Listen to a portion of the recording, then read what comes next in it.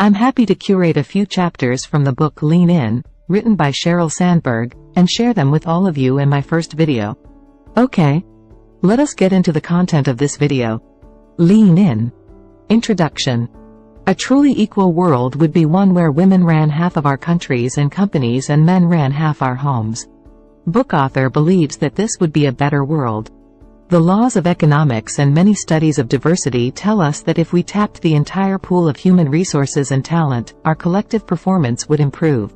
Legendary investor Warren Buffett has stated generously that one of the reasons for his great success was that he was competing with only half of the population.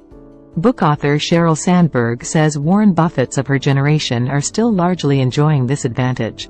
When more people get in the race, more records will be broken. And the achievements will extend beyond those individuals to benefit all.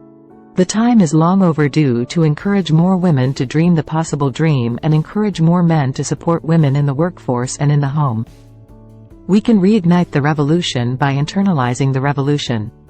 The shift to a more equal world will happen person by person.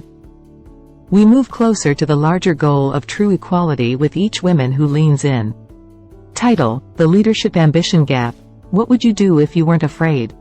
Judith Rodin, president of the Rockefeller Foundation and the first woman to serve as president of an Ivy League university, once remarked to an audience of women authors age, "My generation fought so hard to give all of you choices. We believe in choices. But choosing to leave the workforce was not the choice we thought so many of you would make." So what happened? The author's generation was raised in an era of increasing equality. However, the trend did not continue, rather it was naive and idealistic. Integrating professional and personal aspirations proved far more challenging than they imagined. At the same time, their career demanded maximum time investment and their biology demanded to have children.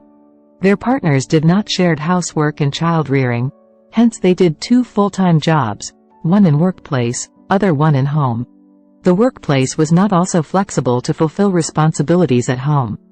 The generation that have followed may be too practical. Girls know too much now. Girls growing up today are not the first generation to have equal opportunity, but they are the first to know that all that opportunity does not necessarily translate into professional achievement. Many of these new generation girls watched their mothers give up their careers when they tried to do it all, and then decide to give up something. Undeniably, women have the skills to lead in the workplace. But, raise your hand and speak when called on behaviors are less valued in the workplace. Career progression often depends upon taking risks and advocating for oneself, traits that girls are discouraged from exhibiting. This is a clear reason why a smaller number of women in top jobs, even though girls' academic performances are high compared to men. There was some hope for shift in the next generation. A 2012 Pew study found for the first time that among young people ages 18 to 34, more young women, 66%, than young men, 59%, rated success in a high-paying career or profession as important to their lives. Although this is an improvement, the leadership ambition gap remains. As we knew already, professional ambition is expected of men, not from women. It is optional or worse, or sometimes even a negative for women. "She is very ambitious" is not a compliment in our culture. While women who display the quality of being ambitious often pay a social penalty, men who display the same quality is being admired in our society. In fact, boys and girls are treated differently from the moment a child is born. Mothers always overvalue the crawling ability of their sons and undervalue the crawling ability of their daughters. All the achievements attained by female come at a cost in this world. When a girl tries to lead, she is often labeled bossy.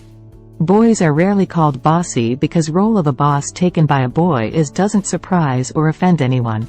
The assumption is that men can have both a successful professional life and a fulfilling personal life. But, for women, the assumption is that trying to do both is difficult and impossible. Fear is at the root of so many of the barriers that women face. Fear of not being liked. Fear of making the wrong choice.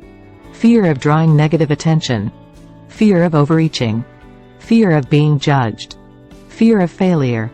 And the holy trinity of fear, the fear of being a bad mother, wife, daughter. Without fear, women can pursue professional success and personal fulfillment and freely choose one, or the other, or both. Title: Sit at the Table. If we ask a man for the reason of his success, he will naturally credit his own inbuilt qualities and skills. But, if we ask a woman the same question and she will point out that she worked really hard, or got lucky, or had help from others. The same difference exists between men and women in terms of explaining failure too. When a man fails, he points to factors like, didn't study enough, or, not interested in the subject matter. When a woman fails, she is more likely to believe it is due to an inherent lack of ability. Also, in situations like receiving negative feedback, the woman's self-confidence and self-esteem drop to a much greater degree, whereas it is not the same case for men. The internalization of failure and the insecurity it breeds hurt future performance, so this pattern has serious long-term consequences. Research backs up this "fake it till you feel it" strategy. A study identified that when people assumed a high power pose, for example, taking up space by spreading their limbs, for just 2 minutes, their dominance hormone levels, testosterone, went up and their stress hormone levels, cortisol, went down. As a result, they felt more powerful and in charge and showed a greater tolerance for risk. This simple change in posture led to change in attitude to greater extent. However, author says she would not suggest that anyone move beyond feeling confident into arrogance or boastfulness. No one likes that in men or women.